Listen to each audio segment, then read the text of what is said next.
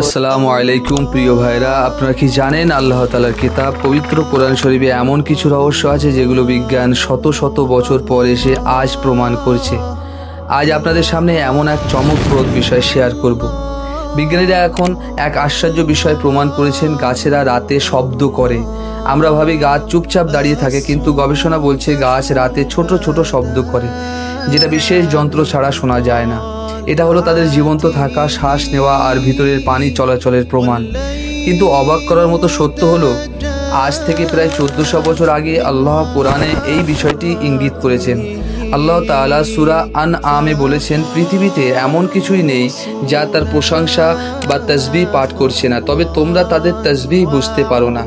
মানে শুধু মানুষ না, গাছপালা, পশু পাখি, এমনকি নির্জীব বস্তু সবই আল্লাহর প্রশংসা করছে। আজ বিজ্ঞান যা প্রমাণ করলো, কোরআন সেই সত্য বহু আগেই জানিয়ে দিয়েছে। তাহলে কি বোঝা যায়, কোরআন শুধু ধর্মীয় বই নয়, বরং এক অবিরাম জ্ঞানের সমুদ্র। আমরা যতই বিজ্ঞান দিয়ে অনুসন্ধান করি, কোরআনের বাণীর সত্য আরও স্পষ্ট হয়ে যায়। গাছেরা রাতে যে শব্দ করে, এটা আসলে তাদের তাসবিহ, তাদের সিজদা। আমাদের জন্য শিক্ষাটা হলো, প্রকৃতি প্রতিটি মুহূর্তে আল্লাহর গুণগান করছে।